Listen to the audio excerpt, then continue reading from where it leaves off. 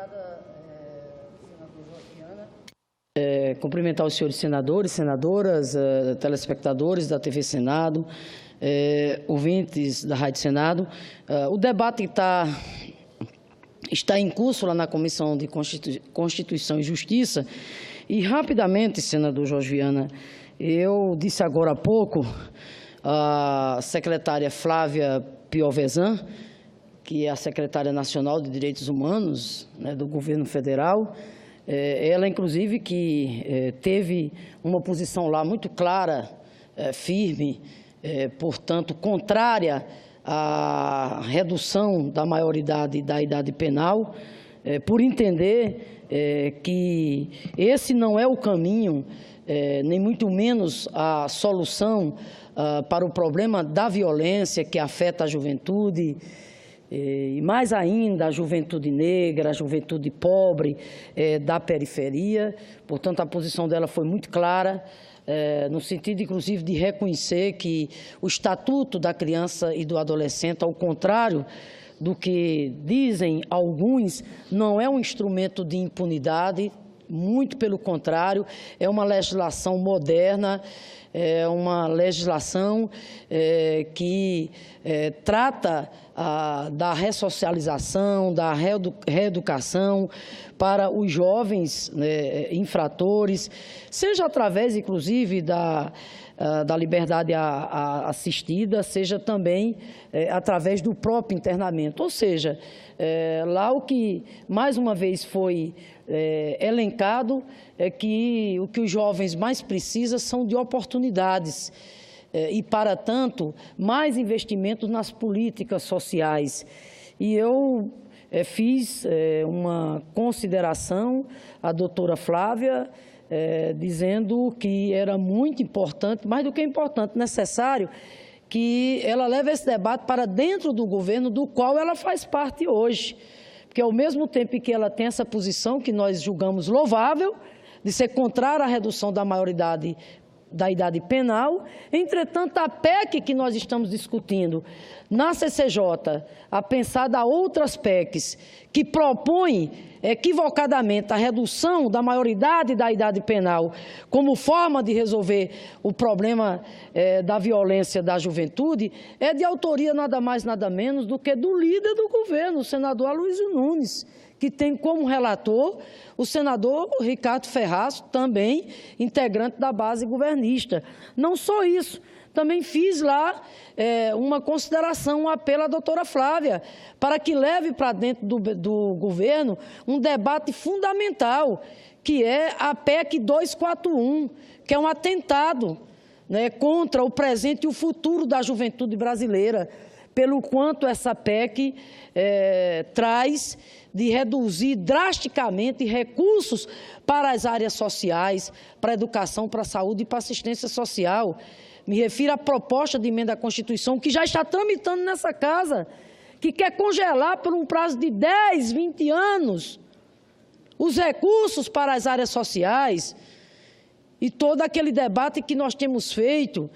Essa regra Temer-Meirelles, se ela for exatamente adotada, ela vai viabilizar as metas do novo Plano Nacional de Educação, ela vai desmontar o SUS, ela vai afetar todas as políticas na área da assistência social e etc. Então, senhor presidente, para sermos coerentes, né, ou seja, sermos contrários à redução da maioridade da idade penal, para a gente ser coerente com esse discurso, é necessário que esse governo, né, mostre sua cara.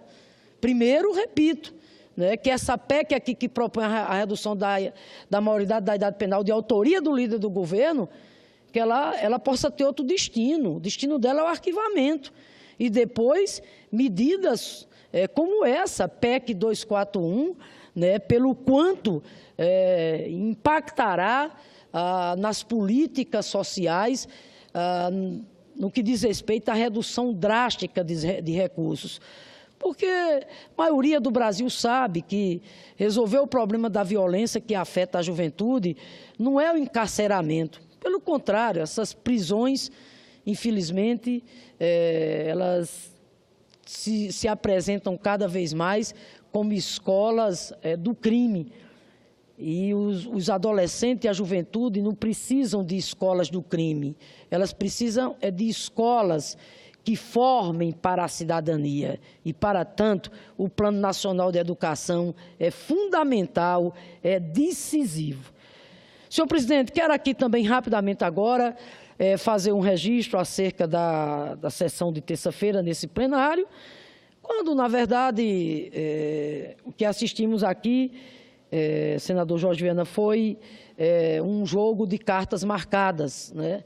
Um espetáculo de cartas marcadas, né? Nós já sabíamos que o governo interino, conspirador do senhor Michel Temer, já teria quórum suficiente para aprovar o relatório do senador Anastasia.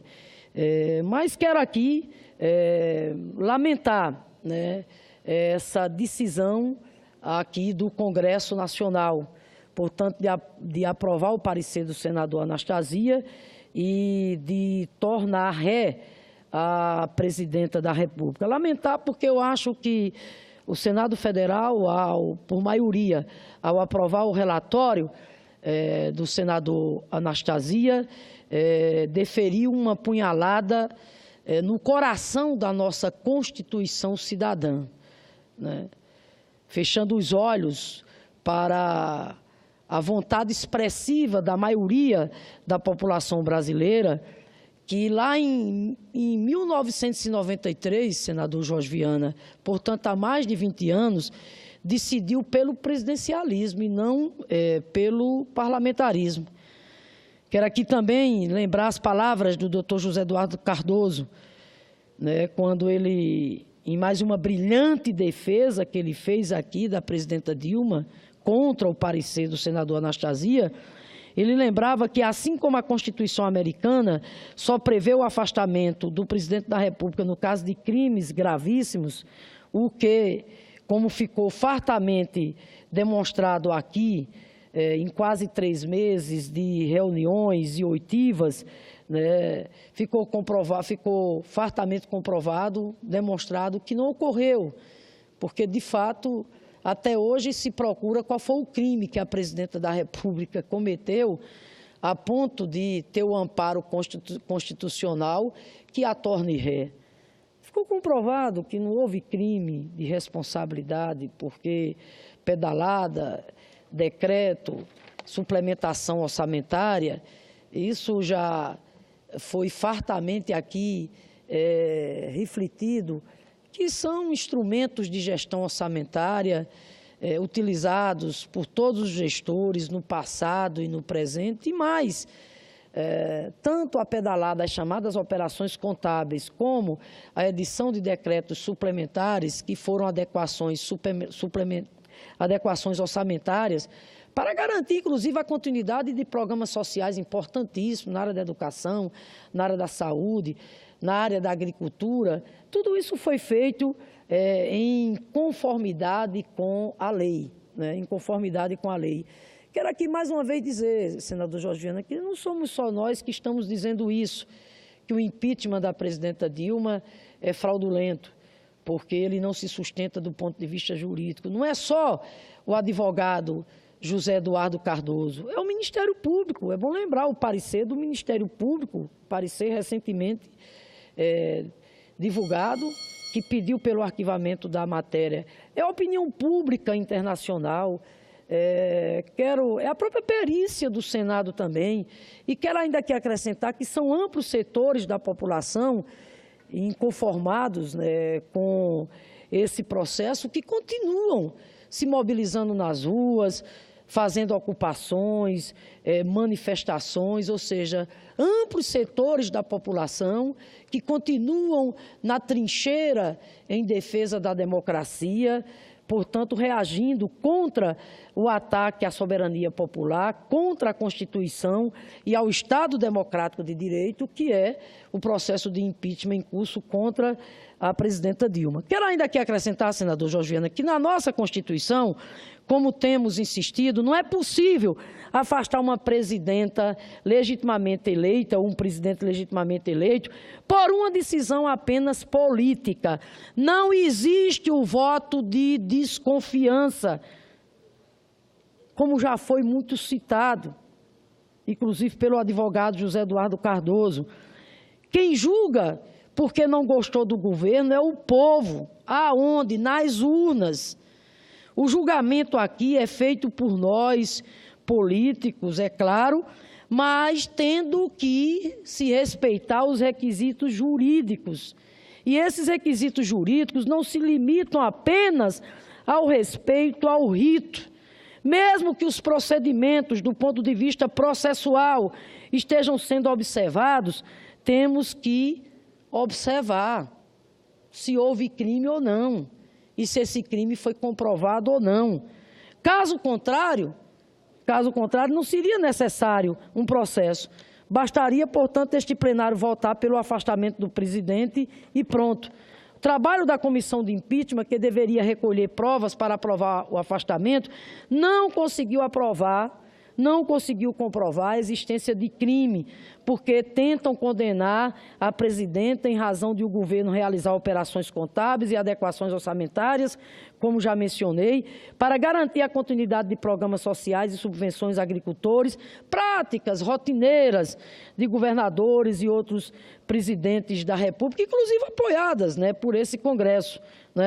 Por isso, senhor presidente, que quero aqui destacar o quanto foi apropriada a afirmação do doutor José Eduardo Cardoso de que o relatório do senador Anastasia mais parecia uma peça de acusação.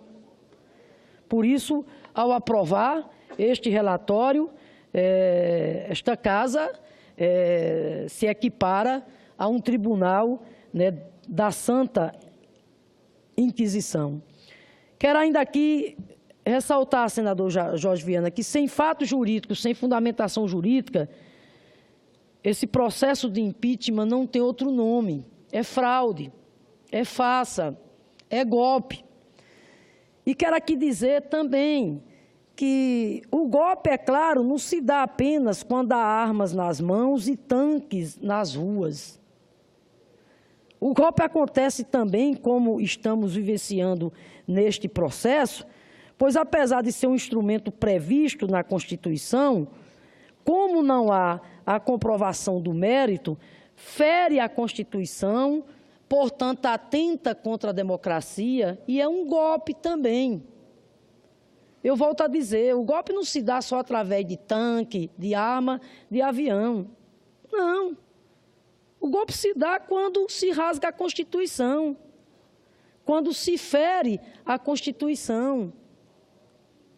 O golpe se dá quando, em que pese o rito aqui ser respeitado, até porque ele é constitucional, na medida em que a própria Constituição prevê o instrumento do impeachment, mas essa mesma Constituição também diz claramente, que para que o impeachment possa ser consolidado, tem que haver comprovação de crime de responsabilidade. Então, na medida em que não há comprovação de crime de responsabilidade, é golpe. É golpe, não adianta. Podem ficar incomodados, mas é golpe.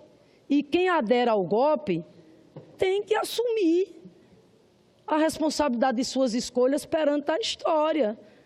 É golpista. Bom, eu quero aqui dizer, senhor presidente, que não adianta tentar passar para a população a errônea ideia de que o fato de este julgamento estar sendo presidido pelo presidente do Supremo Tribunal Federal, conforme o rito constitucional estabelecido, isso confere legitimidade ao processo. Não confere, porque é necessário respeitar o rito, mas é muito importante, ou mais importante, ou essencial, haver a comprovação de crime de responsabilidade por parte da presidenta da República, o que ficou fartamente aqui comprovado que não aconteceu.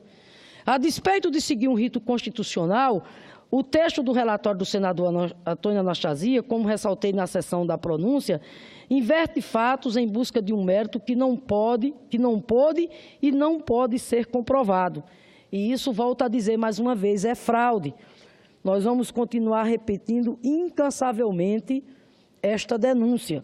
Nesse sentido, o fato de muitos dos parlamentares que votaram pelo afastamento da presidenta da República na terça-feira terem declinado do seu direito de explicitar seu voto em um momento tão grave e tão importante da nossa história é significativo, porque, de um lado, só para concluir, senador Jorgiano, de um lado, traduz o desconforto desses parlamentares, porque sabem que estão colocando a sua digital em um processo ilegítimo,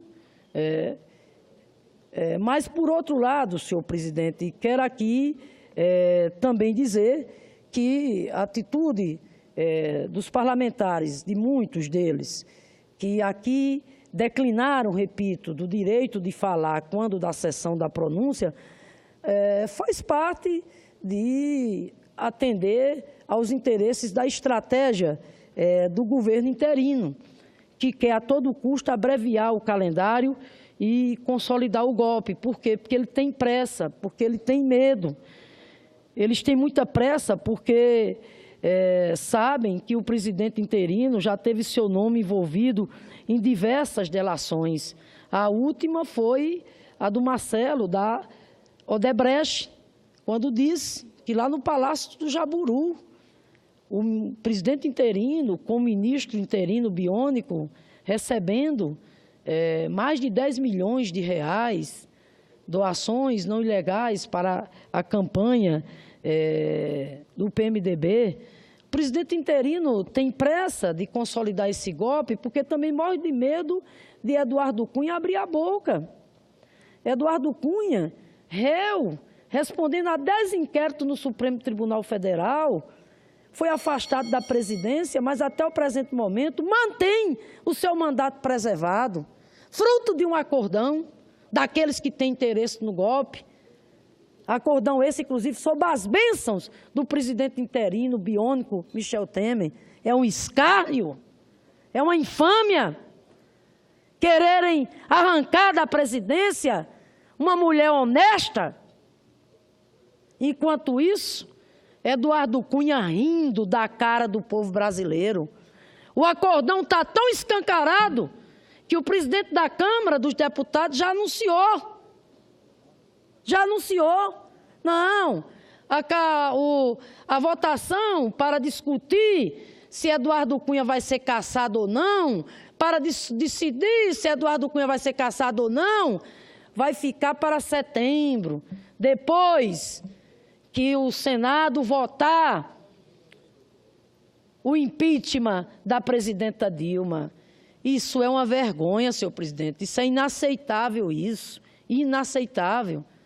inaceitável. Volto a dizer mais uma vez, o acordão em curso do consórcio golpista, sob as bênçãos de Michel Temer, para proteger Eduardo Cunha, para tentar salvar o mandato do Eduardo Cunha, réu, respondendo a 10 inquéritos no Supremo Tribunal Federal, o acordão em curso para salvar o mandato dele. Enquanto isso, querem aqui transformar esse Senado num verdadeiro tribunal de inquisição e caçar um mandato popular, um mandato que tem a assinatura de mais de 54 milhões de brasileiros e brasileiras, que, pela via da democracia, participaram do debate em 2014 e foram lá, na urna, fazer a sua escolha, escolheram Dilma Vana Rousseff para presidir o Brasil até 2018. Por isso que quero concluir, senhor presidente, para não abusar mais da generosidade do seu tempo, quero concluir dizendo a Vossa Excelência que, apesar do consórcio golpista está veiculando pelas páginas da grande imprensa que o impeachment é um fato consumado, quero dizer que isso não é verdade. Nós continuamos lutando incansavelmente para reverter esse processo. E não só os senadores do PT, do PCdoB, do PDT, dissidências do PMDB, dissidências do PSB. Nós continuamos lutando ao lado daqueles que amam, que prezam a democracia. E, portanto, queremos deixar aqui a nossa mensagem de fé, de esperança, né, de confiança e de luta, que nós resistiremos incansavelmente até o último momento. Até porque a votação para valer mesmo, só vai se dar no finalzinho de agosto. E nós não vamos esmorecer um minuto sequer, no sentido de continuar nossa luta para derrotar o impeachment, pelo que ele tem de fraudulento, de vergonha, pelo que ele tem de infâmia, pelo que ele desrespeita a soberania popular e atenta contra a democracia.